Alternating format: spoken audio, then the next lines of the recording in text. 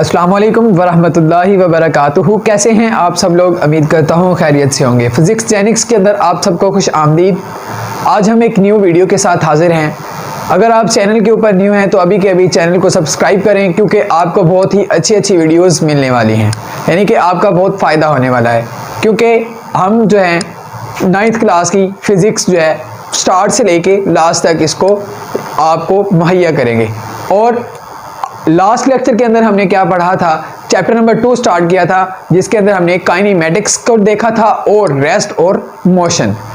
आज हमने उससे नेक्स्ट टॉपिक जो है 2.2 स्केलर्स एंड वेक्टर्स को स्टार्ट करना है। तो लेक्चर स्टार्ट करने से पहले दुरूद शरीफ पढ़ लेते हैं। सल्लु अलल हबीब सल्लल्लाहु तआला अला मुहम्मद सल्लल्लाहु अलैहि वसल्लम।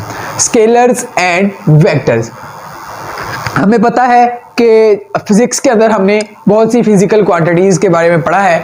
मसलन जैसा कि मास, लेंथ, वॉल्यूम, फोर्स है, इनके बारे में पढ़ा है। ये वाली क्वांटिटीज़ का हमें यही पता था कि ये क्वांटिटीज़ हैं, कोई मकदारें हैं, फिज़िकल क्वांटिटीज़ हैं या ड्राइव्ड क्वांटिटीज़ हैं। लेकिन अब हम इनको स्केलर्स और वेक्टर्स के अंदर डिवाइड करेंगे। वो किस तरह से डिवाइड करेंगे आपको इस पूरे लेक्चर के अंदर बताया जाएगा, और वीडियो को लास्ट तक ज़रूर देखिएगा ताकि आपको स्केलर्स और वेक्टर के बारे में मुकम्मल डिटेल मिल सके। In physics, we study various quantities such as mass, length, time, density, speed, force and volume, etc. यानी कि ये वाली जो क्वांटिटीज़ हैं ये हमने फिजिक्स के अंदर पढ़ी ही हैं, हमें पता है। लेकिन वो कहते हैं now we divide these quantities into scalars and vectors. वही बात जो मैंने आपको पहले बताई कि अब हम इन क्वांटिटीज़ को स्केलर्स और वेक्टर्स के अंदर क्या कर देंगे? डिवाइड कर देंगे। सबसे पहले हम स्केलर्स के बारे में देखते हैं कि स्केलर्स क्वांटिटी कौन सी होती हैं।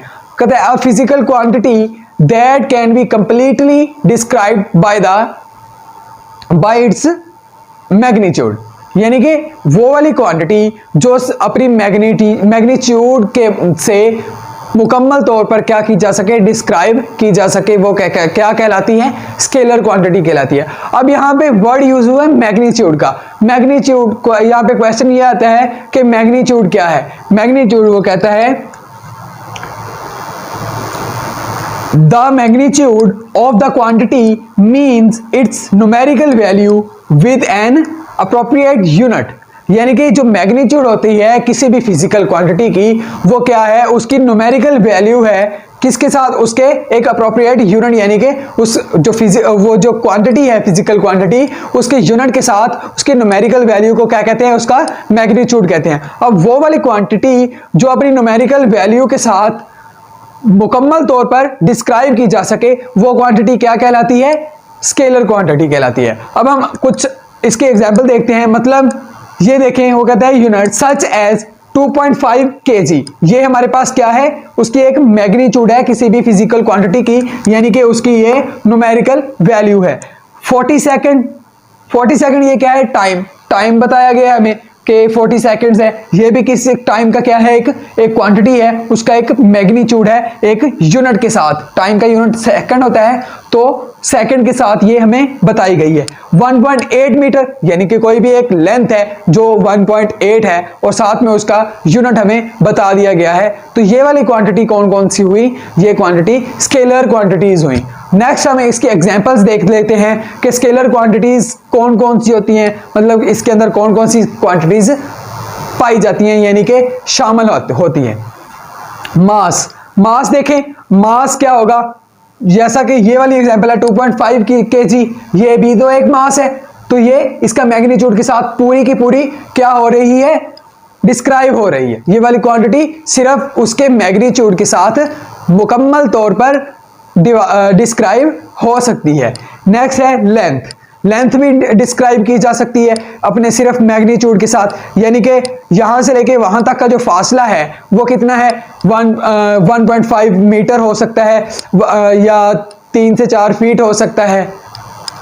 नेक्स्ट है टाइम भी ये वाली जो एग्जांपल है, यानी कि 40 सेकंड नहीं, अब कोई और एग्जांपल देख लेते हैं। मतलब मैंने ये काम किया या उसने फलां काम किया, तो उसको कितना टाइम दरकार हुआ? उसने फलां काम को 1 घंटे में कंप्लीट किया, यानी कि 1 घंटा जो है उस क्वांटिटी की क्या है, मैग्नीट्यूड है, और वो वाली क्वांटिटी अपनी मैग्नीट्यूड के साथ मुकम्मल तौर पर डिस्क्राइब हो सकती है। नेक्स्ट है स्पीड। स्पीड यानी कि एक कार जो है वो किसी भी रोड के ऊपर जो है मूव कर रही है तो उसकी स्पीड क्या है, 1.5 या 5 किलोमीटर पर आवर है। ओके, नेक्स्ट है वॉल्यूम। वॉल्यूम का मैग्नीट्यूड यानी कि अगर हम कुछ सिलेंडर लें, सिलेंडर के अंदर कुछ पानी को मेजर करना चाहें, उस पानी का जो वॉल्यूम होगा हमें एक उसकी मैग्नीट्यूड होगी, वो मैग्नीट्यूड के अंदर हमें मिलेगा। यानी कि अगर वॉल्यूम जो है उस पानी का, वाटर का 5 डेसीमीटर क्यूब है तो वो हमें मुकम्मल तौर पर ये जो क्वांटिटी होगी वाटर, उसकी जो मैग्नीट्यूड होगी वो इस क्वांटिटी को मुकम्मल तौर पर डिस्क्राइब कर रही होगी। नेक्स्ट वर्क आ जाता है कि फलां बंदे ने इतना काम किया, उसका इतना किया। और नेक्स्ट हमारे पास आ जाती है एनर्जी। एनर्जी की भी एक मैग्नीट्यूड होती है, क्वांटिटी होती है कि कितनी एनर्जी है उसके पास, 5 जॉल है, 6 जॉल है, इस तरह से। अब नेक्स्ट हम देखेंगे वेक्टर्स के बारे में कि वेक्टर्स कौन कौन सी क्वांटिटीज हैं जी। तो नेक्स्ट है हमारे पास वेक्टर क्वांटिटीज। वेक्टर क्वांटिटीज वो कौन सी क्वांटिटीज होती हैं, कहते हैं a physical quantity that can be completely described bye its magnitude along with its direction. Scalar के अंदर हमने पढ़ा था कि वो वाली क्वांटिटीज़ जो सिर्फ और सिर्फ अपनी मैग्नीट्यूड के हवाले से मुकम्मल तौर पर डिस्क्राइब की जा सके, वो क्या कहलाती हैं, स्केलर क्वांटिटीज़। और वेक्टर क्वांटिटीज़ के अंदर हम पढ़ेंगे कि ये ऐसी क्वांटिटीज़ हैं जो कि अपनी मैग्नीट्यूड के साथ साथ अपनी डायरेक्शन के साथ मुकम्मल तौर पर बयान की जा सके, वो वाली क्वांटिटीज़ क्या कहलाती हैं, वेक्टर क्वांटिटीज़ कहलाती हैं। डेफिनेशन देखते हैं, a physical quantity that can be described completely by its magnitude along with its direction, कि ऐसी क्वांटिटी जो अपनी मैग्नीट्यूड के साथ साथ अपनी डायरेक्शन को भी मद्देनजर रखते हुए मुकम्मल तौर पर बयान की जा सके, वो वाली क्वांटिटी क्या कहलाती है, वेक्टर क्वांटिटी कहलाती है। It would be meaningless to describe vectors without direction, यानी कि वो कहता है अगर हम किसी भी वेक्टर को उसकी डायरेक्शन के विदाउट, यानी कि उसके डायरेक्शन को मद्देनजर रखते हुए, उसकी डायरेक्शन को मद्देनजर रखते हुए बगैर हम किसी भी वेक्टर को डिस्क्राइब करते हैं, बयान करते हैं, तो वो मीनिंगलेस होगा, यानी कि उसका कोई मकसद ही नहीं होगा। क्यों मकसद नहीं होगा, एग्जाम्पल देखते हैं। Distance of a place from reference point is insufficient to locate that point, that location. The direction of that place from reference point is also necessary to locate it. यानी कि वो कहता है अगर हमने एक डिस्टेंस फाइंड आउट करना है किसी भी रेफरेंस से, तो अगर हम उसकी डायरेक्शन नहीं बताएंगे तो हमें वो वाला जो रेफरेंस है, वो पोजीशन है, उसको लोकेट करना बहुत ही हमारे लिए मुश्किल होगा। यानी कि हमें नहीं पता होगा कि उसकी पोजीशन क्या है, यानी कि उसकी लोकेशन क्या है। जब हम उसकी डायरेक्शन बताएंगे, उसकी डायरेक्शन बताने के बाद हमें पता चलेगा कि वो उसकी जो लोकेशन है वो क्या है। अब हम देखते हैं कि इसकी जो लोकेशन है वो किस तरह से हो सकती है। मतलब अगर हम कहें कि वो जो लड़का है मुझसे 5 किलोमीटर दूर है, अब हमें यह तो नहीं पता, सिर्फ हमने मैग्नीट्यूड बताई है, डायरेक्शन नहीं बताई, ये नहीं पता वो 5 किलोमीटर इधर नॉर्थ में है, साउथ में है, ईस्ट में है या वेस्ट में है।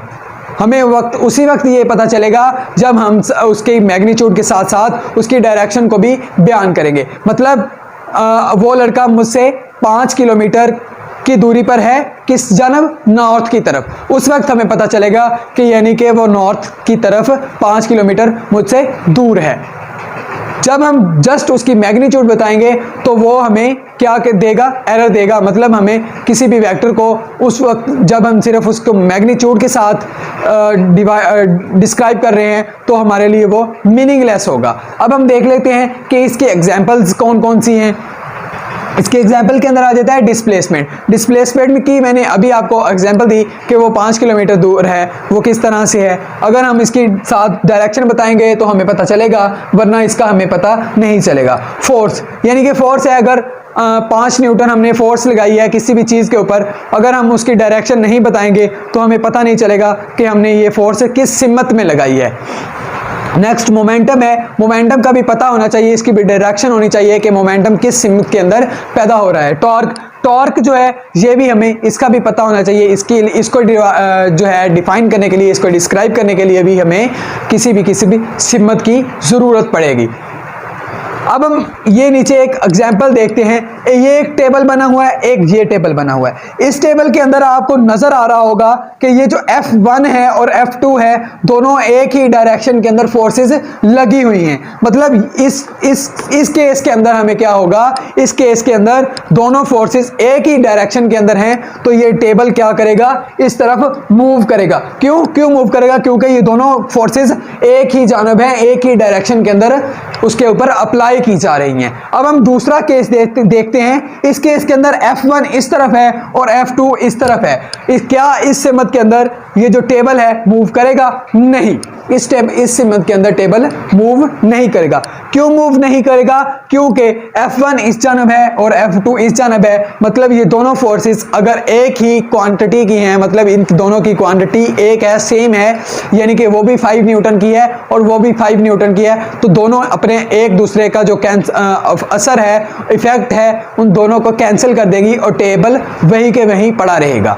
इससे हमें क्या पता चला कि अगर हमें इन दोनों की डायरेक्शंस का ना पता होता तो हम इसको कभी भी समझ नहीं सकते थे, अंडरस्टैंड नहीं कर सकते थे। अब हमें पता था ये दोनों एक ही डायरेक्शन के अंदर है, तो हमें पता चला ये जो टेबल है इस तरफ मूव करेगा। इन दोनों की डायरेक्शन अपोजिट है, मतलब वो इस तरफ है, वो उस तरफ है, तो इसके अंदर भी हमें डायरेक्शन का पता चला और हमें पता चला कि ये जो टेबल है ये मूव नहीं करेगा। क्यों मूव नहीं करेगा? क्योंकि ये दोनों अपने कैंसिल को जो है, अपने इफेक्ट को जो है एक दूसरे के साथ कैंसिल आउट कर देंगे। नेक्स्ट हम देखते हैं कि जो स्केलर क्वांटिटीज़ हैं और वेक्टर क्वांटिटीज़ हैं, इन दोनों को हमने डिफरेंशिएट किस तरह से करना है, मतलब स्केलर क्वांटिटीज़ को किस तरह से लिखना है और वेक्टर क्वांटिटीज़ को किस तरह से लिखना है। रिप्रेजेंटेशंस ऑफ वेक्टर्स, वेक्टर्स को हम स्केलर्स के साथ किस तरह से डिफरेंशिएट कर सकते हैं, वेक्टर्स को किस तरह से हमने क्या करना है, रिप्रेजेंट करना है। कहता है to differentiate a vector from a scalar we simply use bold letters to represent vector quantities. Vector quantities को रिप्रेजेंट करने के लिए हम सिंपली क्या यूज करते हैं, बोल्ड लेटर यूज करते हैं। सच एज बोल्ड लेटर कौन कौन से हैं, ये देखें, ये फोर्स को हमने क्या किया हुआ है, रिप्रेजेंट किया हुआ है। नेक्स्ट हमारे पास एक्सेलरेशन आ जाती है, उसके बाद डिस्प्लेसमेंट आता है। डिस्प्लेसमेंट क्या है, यानी कि इन तीनों को हमने बोल्ड करके लिखा है। ये इन तीनों का क्या मतलब है, ये हमने वेक्टर क्वांटिटीज लिखी हैं। नेक्स्ट हमारे पास वो कहते हैं और अ बार और arrow over their symbols such as. Bar use भी कर सकते हैं हम, किसी भी जो है वेक्टर क्वांटिटी को शो करने के लिए हम उसके सिंबल के ऊपर एक सिंपली बार भी यूज करते हैं, जिस तरह से हमने ये बार यूज की है, उसके ऊपर फोर्स के ऊपर बार यूज की है, एक्सेलरेशन के ऊपर भी बार यूज की है, उसके बाद हमने डिस्प्लेसमेंट के ऊपर भी बार का यूज किया है, और F के ऊपर यानी कि फोर्स के ऊपर हमने एरो लगाया है, एक्सेलरेशन के ऊपर भी एरो लगाया है और डिस्प्लेसमेंट के ऊपर भी एरो लगाया है। ये एरो मतलब रिस्पेक्टिवली का मतलब होता है, ये है कि बार, ये वाले बार की एग्जांपल्स हैं और एरो की एग्जांपल ये वाली हैं। नेक्स्ट अब हम देखेंगे कि इसकी ग्राफिकली वेक्टर्स की रिप्रेजेंटेशन कैसे है। Graphically representations